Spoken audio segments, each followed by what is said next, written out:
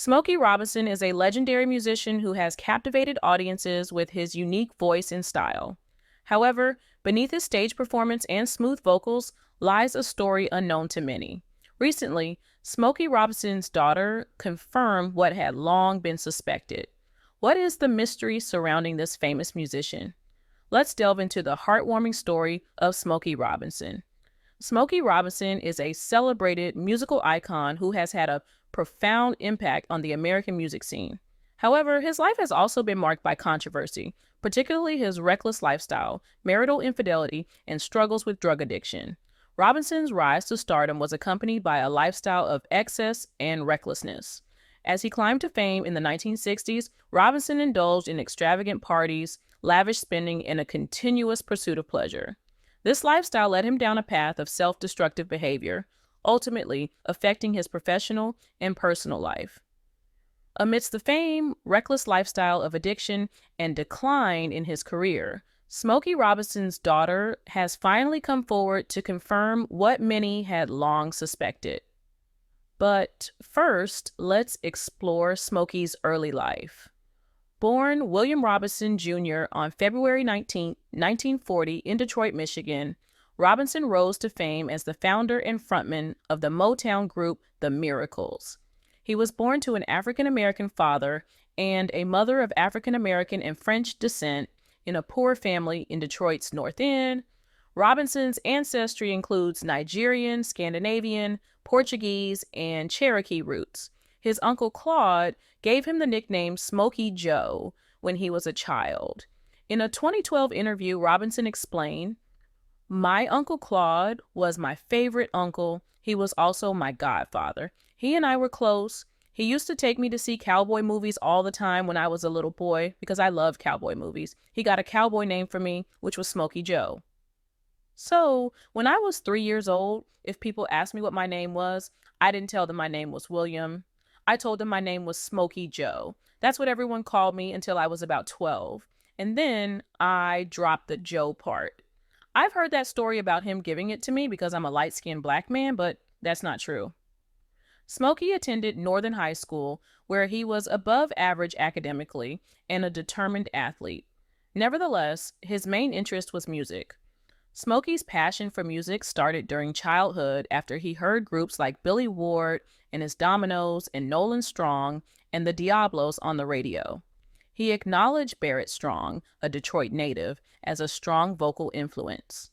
In 1955, he formed the first lineup of the Five Chimes with childhood friend Ronald White and classmate Pete Moore.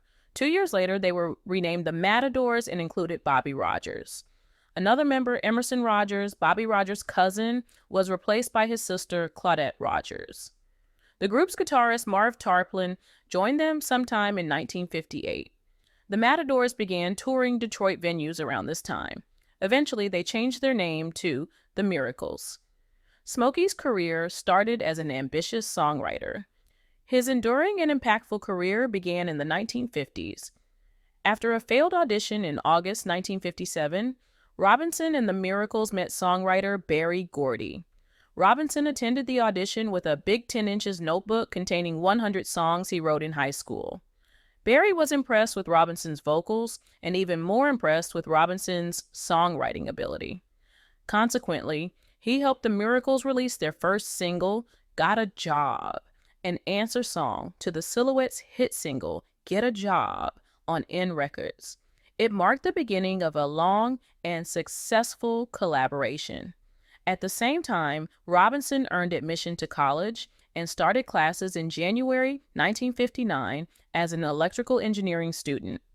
However, he dropped out only 2 months after the Miracles released their first record. Music worked for him faster than he expected.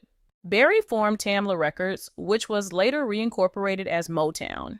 The Miracles became one of the first acts signed to the label, although they had been with Gordy before the formation of Motown Records.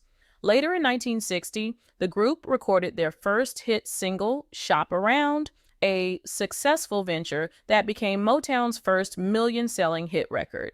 Between 1960 and 1970, Robinson produced 26 top 40 hits with the Miracles as lead singer, chief songwriter, and producer, including several top 10 hits such as You've Got a Hold on Me, Mickey's Monkey, I Second That Emotion, Baby Baby Don't Cry, and the group's only #1 hit during their Robinson years, The Tears of a Clown.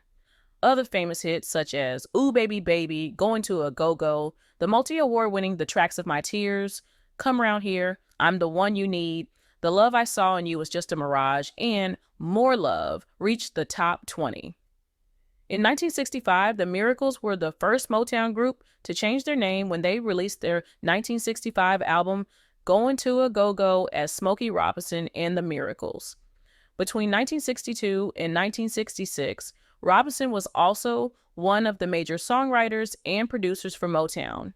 He wrote many hit singles such as Two Lovers, The One Who Loves You, You Beat Me to the Punch, and My Guy from Mary Wells, The Way You Do the Things You Do, My Girl, Since I Lost My Baby, and Get Ready for the Temptations, Stillwater, Love for the Four Tops, When I'm Gone, and Operator for Brenda Holloway, Don't Mess with Bill, The Hunter Gets Captured by the Game, and My Baby Must Be a Magician for the Marvelettes, and I'll Be Doggone and Ain't That Peculiar for Marvin Gaye. Wow, he expressed his creativity in the songs he penned down.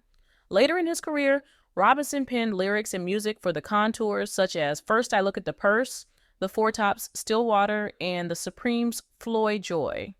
The other Miracles, Bobby Rogers, Pete Moore, Ronnie White, and Marv Tarplin, collaborated with him as writers on many of these hits.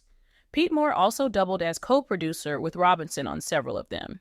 In 1969, Robinson was faced with the responsibility of fatherhood and wanted to retire from touring to focus on raising his 2 children with his wife Claudette and on his duties as Motown's vice president, a job he took in the mid-1960s after Esther Gordy Edwards had left the position. However, the group's success with Tears of a Clown made Robinson stay with the group until 1972. His last performance with the group was in July 1972 in Washington, D.C.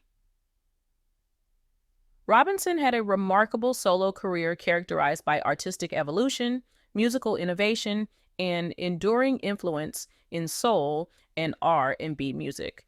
Emerging as a central figure in the Motown sound as the frontman of the Miracles, Robinson's decision to embark on a solo career in the 1970s marked an important moment in his life as a musician.